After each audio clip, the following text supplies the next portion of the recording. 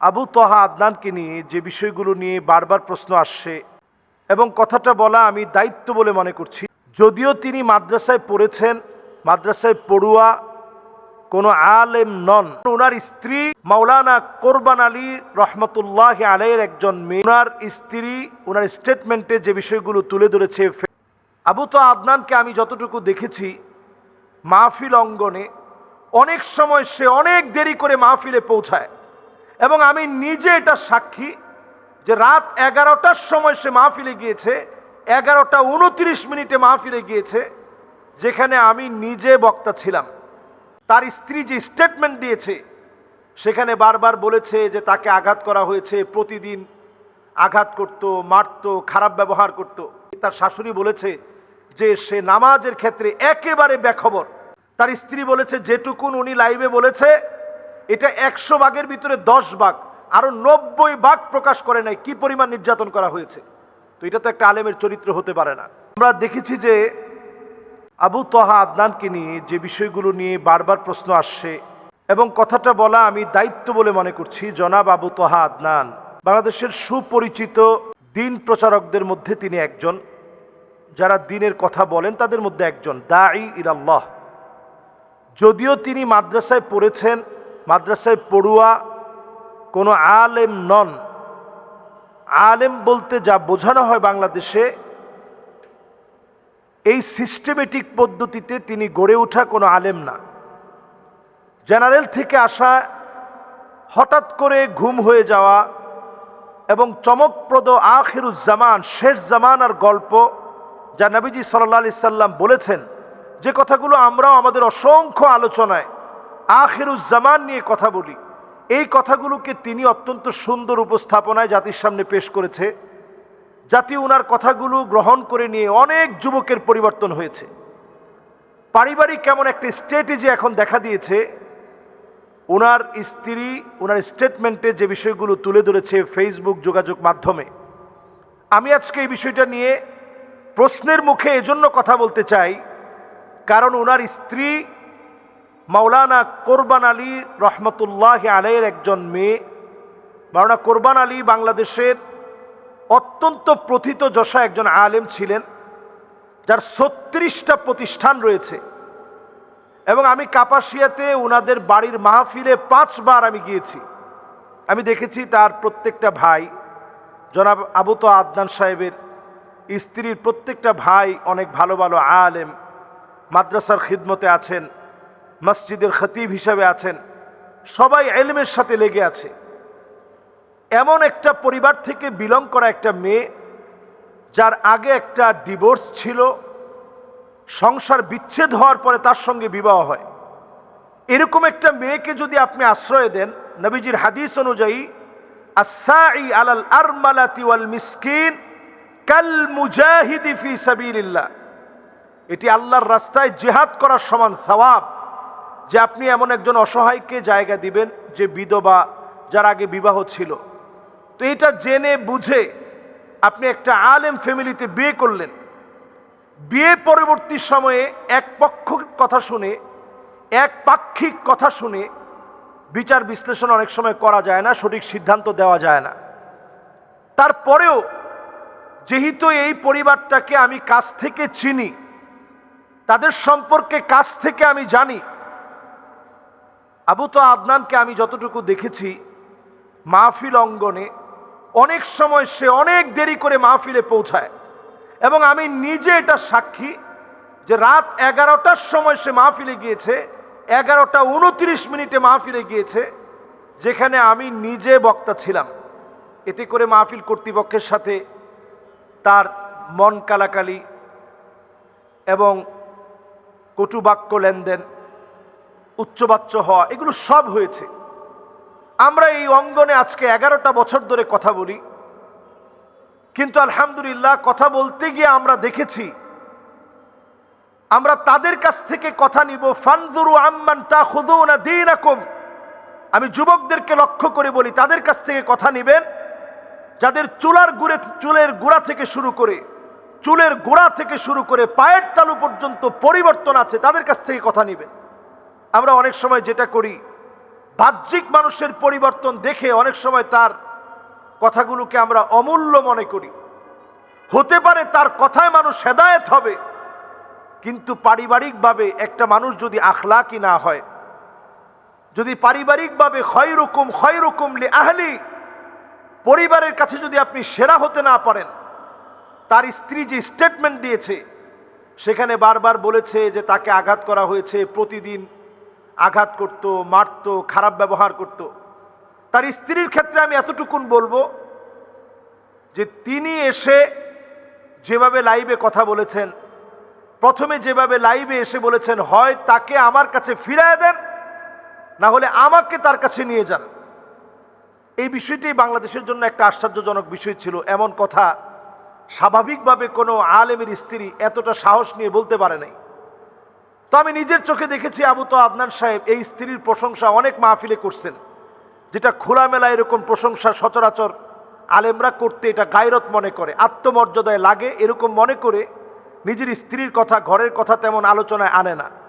কিন্তু আবু তো আদনান সাহেব তিনি বলছেন, আল্লাহ আমার স্ত্রীকে হায়াত দারাজ করুক, সে যে এভাবে বলছে যে সে আমার মতো একেবারে সাধারণ, আমি যেভাবে সাধারণ আমার স্বামীও সাধারণ, এই শক্ত কথাগুলোর কারণে বাংলাদেশের ভিতরে ফেস দ্য পিপলকে ঘিরে এই লাইভের পরে একটা আলোড়ন সৃষ্টি হয়েছিল এবং তাকে গুম করার পরেও ছেড়ে দিতে বাধ্য হয়েছে।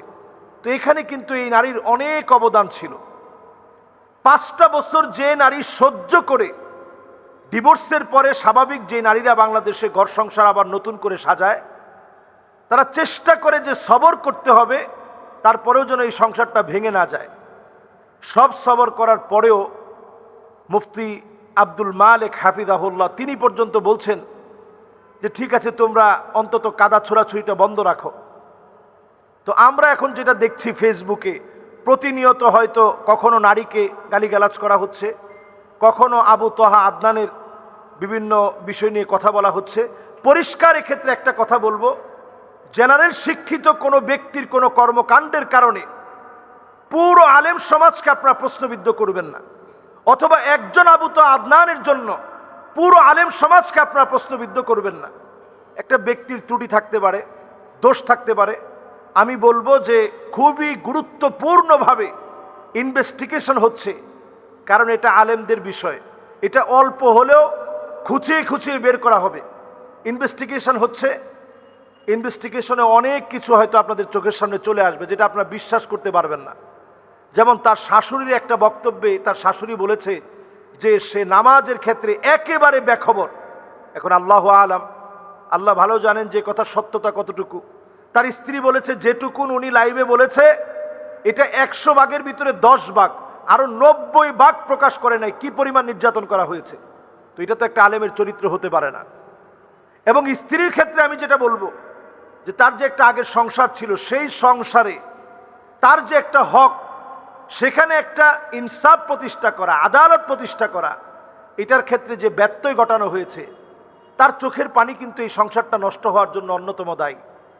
এরপরে এই বোনের পক্ষে যদি আপনি না বলেন, যাকে প্রতিনিয়ত মারা হয়েছে, যা রাসূলুল্লাহ সাল্লাল্লাহু আলাইহি সাল্লামের সিরাতের সম্পূর্ণ পরিপন্থী, আখলাকের সম্পূর্ণ পরিপন্থী, আখলাকের সম্পূর্ণ বিরোধী, এই বিষয়ে তো আমাদের সমাজকে সচেতন করা দরকার। যদি আজকে এই বিষয়ে আমি কথা না বলি, আপনি কথা না বলেন, অনেকে মনে করবেন যে একজন আলেম তার ব্যাপারে কথা যদি বলি তাহলে আলেম সমাজের উপরে কথা আসবে। নতুন একটা ট্রেন্ডিং শুরু হয়েছে, একাধিক বিবাহ, একাধিক বিবাহ। আপনি একটু তাকায় দেখেন, যারা এই একাধিক বিবাহের প্রবর্তক হিসাবে বাংলাদেশে নতুন করে নিজেদেরকে অ্যাপ্রিশিয়েট করছে, নিজেদেরকে বাংলাদেশে প্রমোট করছে এবং প্রবর্তক বলে তারা মনে করছে, তাদের পারিবারিক অবস্থাটা এমন, তাদের অনেকেরই ঘরে কোনো সুখ নাই। আজকের এই কথাটা আমি এই জন্য এখানে বলছি, কারণ অসংখ্য মিডিয়ায় এখন শুধু এই প্রশ্ন আসছে যে এই ব্যাপারে আলেমরা কথা বলছে না কেন, আলেমদের এক্ষেত্রে করণীয় কি, আলেমদের চারিত্রিক এরকম সমস্যা যদি জাতির সামনে উঠে আসে, জাতি কার কাছ থেকে কথা নিবে? এজন্য পরিষ্কার কথা, ফানজুরু আম্মান তাখুযুনা দীনাকুম, আগে আপনি লক্ষ্য করবেন ওই লোকটার দিকে চুলের গোড়া থেকে পায়ের তালু পর্যন্ত সুন্নতের অনুকরণ আছে কিনা। শুধু মাইকের সামনে সুন্দর আখলাক, এটা কিন্তু আখলাকের বহির্প্রকাশ না। নবীজি সাল্লাল্লাহু আলাইহি সাল্লাম বিখ্যাত সেই হাদিসের দিকে যদি আমরা রসুলের তাকাই, আসাফারতা মাহু, তুমি কি তার সাথে সফর করেছো? আতাআমালতা মাহু, তুমি কি তার সাথে লেনদেন করেছো? যদি সফর আর লেনদেন না করেন, আপনি কেমনে বুঝবেন লোকটা ভালো মানুষ?